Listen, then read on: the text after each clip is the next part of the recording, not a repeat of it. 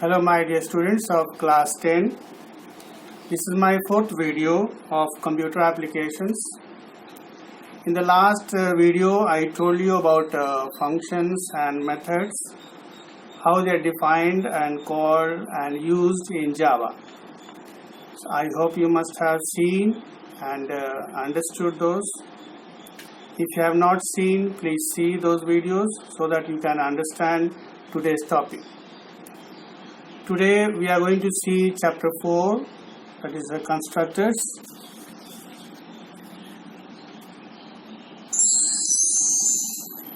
Let's see now what is a constructor. A constructor is a member function having same name as its class and is used to initialize the variables with legal initial values. So it's a member function or a method, and it has got same name as its class. Normally we had seen the last video, function has the name which is not same as the class name, but the constructor is a member function having the same name as its class and is used to initialize the variables with legal initial values. Now constructors are of two types: non-parameterized and parameterized. Non-parameterized constructors are those which cannot accept or receive the parameters. They are also called default constructors. And number two, parameterized constructor, which can accept or receive parameters. Now let's understand the constructor with the help of a program. Now, using constructor, write a program to check whether a number is palindrome or not. So this is a program we are going to see using constructor. Now, what a palindrome number is, first you need to understand. For example, 23432 is a palindrome number as it reads same reading from either left or right. So we'll write the program using constructor. Then this is the program. Here you can see the name of the class is palindrome, and this first line declaration statement declaring all these variables n, num, reverse and d. And this yellow color, you see carefully, this is a kind of a function here in yellow color which is a constructor. Now you see, first of all, this palindrome, in the function name we have got palindrome which is same as the class name, so it is a constructor. So, and second thing, what is inside this, these are all variables which are initialized given their initial value. So as we defined, the constructor is a member function having the same name as its class, and it is used to initialize the variables with the legal initial values. So here we have assigned a value to n so that we can check whether it is palindrome or not, and these are the variables for reverse, storing the value into reverse variable d4 digits, and here we are transferring the value of n into num, because afterwards we are going to change the value of n, but num will store the constant value. The previous value will be stored into num. Now then we have got a method called check. Now this is a function or a method which is not a constructor. Why? Because it's not having the same name as the class name. Class name is palindrome, but this function name is check. So this is a normal function or method. Now in this, what we have done, there is a do while loop here. See the do while loop, and here it is extracting the digits one by one. You are using a modulus function operator here, and d will store the digit extracted from the right side. Like first of all, it will extract these two from the right side, and it will be storing into reverse. Here we are multiplying the previous value of reverse by 10, so that when we move from right to left in a number, its place value gets multiplied by 10. That is why this reverse variable. And then the next value of n will be one short of digit from the right side. Means next time the value of n will be 2 3 4 3. Then next will be 2 3 4. Then 2 3. Like that, value of n will be changing every time. This is a do while loop. And after the loop is over, reverse will have a value stored in it. What is the reverse of this number? Read from the right side. And after the loop is over, we are checking whether the reverse value, number is same as the num. So num was the value storing the original value here. Okay. So I hope you have understood this program. Here we have checked reverse is equal to num, then it is a palindrome, otherwise it is not. So we have understood what is the constructor here. It's having the same name as the class name and is used to initialize the variables with the legal values. Now let's see how a parameterized constructor works. Just now we saw that was a non-parameterized constructor. There was no parameter. Now in this parameterized constructor, the same constructor we are using one parameter here. There are three parameters here: number, r, and dig. So these are the parameters. And inside this is the same thing. The value of num taken from the user while we execute the method will be stored into n. R value will be stored into reverse, and dig will be stored into d. And the same thing, n value, which is having the number, will be stored into num. This is a parameterized constructor. Now we need to create an object of class palindrome by adding main method. In this main method, what we have done, we have created an objects. Long back in the previous videos, I told you how we create an object like fruit, mango is equal to new fruit. So here it is the name of a class. Just now we had seen palindrome class. PM is an object which is going to be created. New is an operator, and this is the in the previous I told you this is a class, but here it is a constructor. Now this is the constructor which is parameterized constructor. See, where we have got three parameters here. This is the value of number, then 0 and 0, these are the initial values of reverse, and d for digits. And now next line we have got pm.check. Now here what happens, we are calling the function check. What happens in this palindrome class, we have got a check method earlier, and in that we are checking whether number is palindrome or not. So that check method is called from here. PM is the name of the object, and in this line we are calling this constructor. Okay, so when we create an object, we call a constructor. Now if a class has no explicit constructor defined, then Java compiler will provide a default constructor. That's why non-parameterized constructors are also called default constructor. For example, you can see here in this palindrome, this is the constructor, no parameters, so it is the default constructor. Declaring a parameterized constructor will hide the default constructor. So when you define any parameterized constructor, then parameterized constructor will be hiding the non-parameterized constructor, that is the default constructor. Now we'll see the difference between a constructor and a method, which is very important. Let us see what a constructor is. As we have defined earlier, it has got the same name as its class, then it has no return type, not even void also. We are simply writing a palindrome, and then called at the time of object creation. Just now I told you, okay, and then initializes the instant variables. Now let's see what method.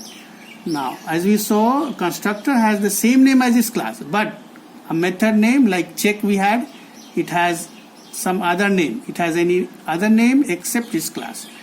Now this constructor has no return type, not even void, but a method always has some return type, or we give the void. Now constructor is called at the time of object creation, but method is called at the time of function call. So like pm.check, we were calling the function from the main method, but here when we are creating the object pm, at that time we are calling the constructor. The constructor initializes the instant variables. Only this is the purpose of constructor, is to initialize the variables with the legal value. But what a method is, it groups Java statements to perform certain tasks. Now constructor overloading. Now another important topic on this. What a constructor overloading means. It's a process to create many constructors with the same name, differing in terms of their signatures, that's number and types of parameters in a class. So it's a process. Like previous video in functions, I told you function overloading. There are different functions having different signatures. So here, once the constructors are of different constructors can be present in a class, but they will have same name, but they will differ in their signature. Now let us see with the help of a program. Now let's see what a constructor overloading means. There's a program now we are going to see. Using constructor overloading, write a program to check and print whether a given number is palindrome or not. Same program will write, but using constructor overloading. Now this is the program where there is constructor overloading used. Here we have got 3 constructors, okay, and one method called check and a main method. Now let's see carefully here. This is the name of the class, okay, we had seen earlier. Then here you see, in the previous case I had used this palindrome constructor. So this is another one constructor here. Then this is second constructor here. Now there is a parameter here. Here there is no parameter, but here there is a parameter. Now another constructor over here, but there are 3 parameters here. So see, there are 3 constructors here, 1, 2 and 3. But all the 3 are differing in their signatures. Here no parameter, here 1 parameter, here 3 parameters. So this is the constructor overloading, and their purpose is only to initialize the variables with the legal values, initial values. Only we are initializing the values, and we are seeing this is constructor overloading. So their signatures are different. Okay, you remember in signature, like I told you in a class, suppose there are 2-3 Amits. So you'll be confused. So if you say Amit Singh, Amit Gupta, then you will be able to identify them, which one you are referring. Now in this check method, what we have done, actually we are finding the whether number is palindrome or not in this check method only. It is same as we had seen earlier, only here there are 3 constructors here. This is the constructor overloading an example. Now in this main method, what we have done, you see carefully, we have created 3 objects here, PM1, PM2, PM3. These are the objects, and every time we create an object, we are calling the constructor. Now you see a palindrome constructor, then another constructor, another constructor. So in the first is the non-parameterized constructor. Here parameterized, we have only 1 value, and here 3 values, 1 for number, 1 for reverse, 1 for digit. So new operator is used to create an object PM1, PM2, PM3. So we are calling the constructor at the time of object creation, instantiation, that is the process. Now in these 3 lines, what we are doing, we are calling the method or function, and we have got an object name PM1, PM2 and PM3. So here we are calling the method or function using the object name here. Now this keyword, now this is a reference used inside a method to refer to the currently called objects. It is also used to resolve any namespace collision that might occur between instance variables and local variables. Now there are 2 important terms here, instance variables or global variables and local variables. Whenever there is a namespace collision, suppose you have got 2-3 variables with the same name, like I told you, Amit Kumar Gupta, Amit Singh, then Amit Day. So they are differing in their signature, but if you don't have signature, it will be difficult to identify those. There is a namespace collision. So to avoid that, we use this keyword. Now let's understand with the help of a program. Now there is a class called this key.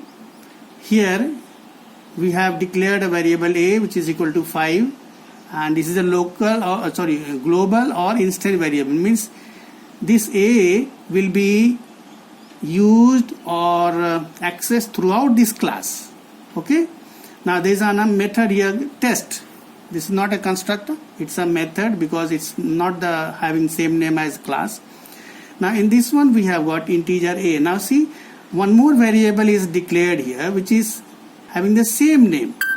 So this A and this A. So here we are getting namespace collision. So here this is local variable A because this is always accessed inside a method only. So local variable means a variable which is accessed only inside a method, not outside the method. But instant variable or global is a variable which is accessed throughout the class. It can be accessed by any number of methods or functions inside the class. So when we use another same name over here and we initialize the value with 10 over here, so value 10 is assigned to this local variable A. And when you print this value of A, it will print the local variable which is equal to 10 here. But this A, what about this A? Suppose you want to access this A inside this method. As I told you, instant variable or global variables are accessed throughout the class. So this variable A we can access through inside this method also. So there will be a namespace collision. That is why we have used this A is equal to 20, and if you print the value of that A, this A, it will print 20, this value. Suppose you omit this line, if you don't write this and simply will print here this A, means it will be taking instant variable A and it will print 5 over here because 5 is the value of the instance variable here. Throughout the class it will be accessed. Now in this method test1 we have printed the value of A. So here the value of A printed will be what? The instant variable value, that is over here 5. Okay, it will be printed here. Suppose we access test first and then after test 1, then value of A printed will be 20 over here. Okay. Now with this we come to the end of this session.